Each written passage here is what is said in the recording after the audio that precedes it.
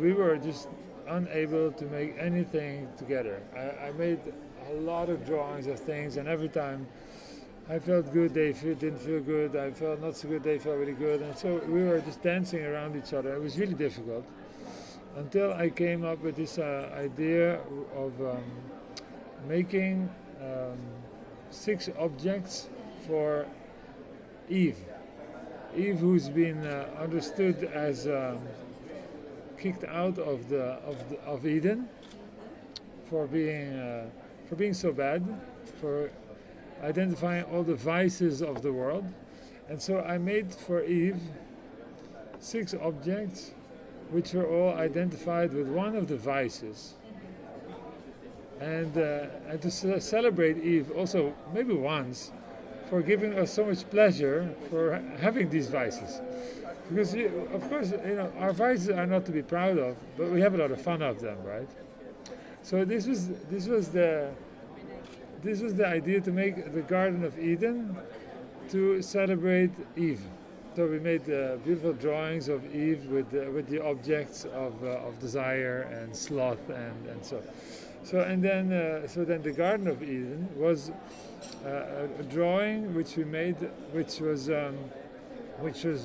based on a kind of a subtle background with some kind of a strategic male-dominated fence, which suggests kind of borders, a kind of organization. And then it's got these flowers, and it's got this voluptuous greeneries, and it's got this like beautiful, almost sexual shapes, flowers, which in a way are sexual parts of plants.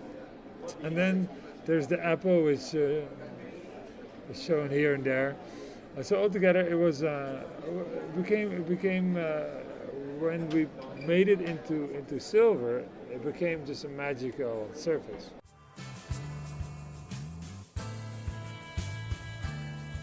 If I design things, I sometimes think, this thing is gonna not end up forever. Maybe it's gonna fall apart, and then a kid walks in the streets and finds that little part. It's like, if I think about me being a kid, I was always like looking around, and I always find some stuff, right? I find little rivet or so, and I always feel everything you design should be designed in such a way that if I am a kid and I walk on the street, I have no idea what it is. I'm like, oh, what is this? This is amazing. I need this for my collection, right?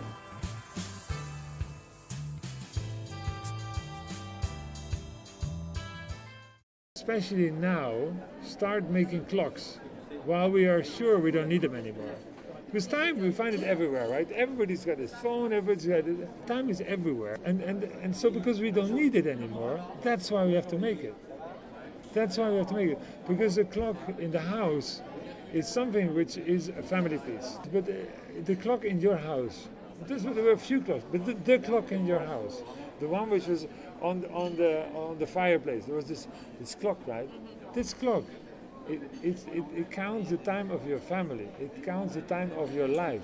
It counts big amounts of time. So it is not anymore about what's the time. It's about who are we. And so it's a really different and a very important product.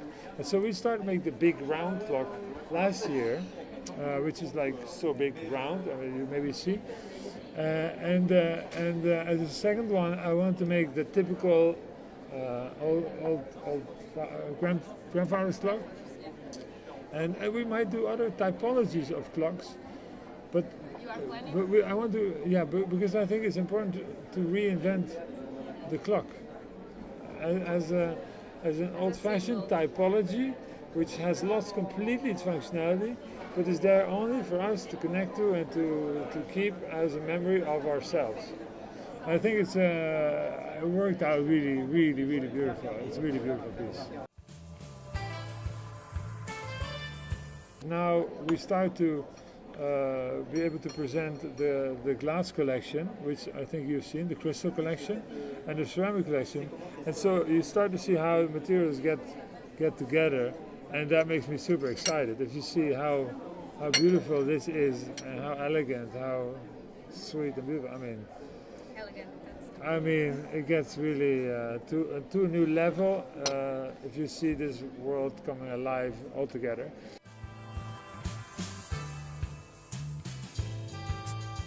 A good gift celebrates a relationship.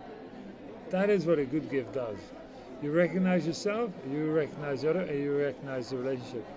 And in doing so, I think it's a very important thing. And in doing so, I've learned what one of the most important qualities of design is: to give gifts to the world. They have to pay maybe, but you give your values to the world in the hope that you have understood them, and you show that you love them. I think it's how I still design today, as if I make gifts.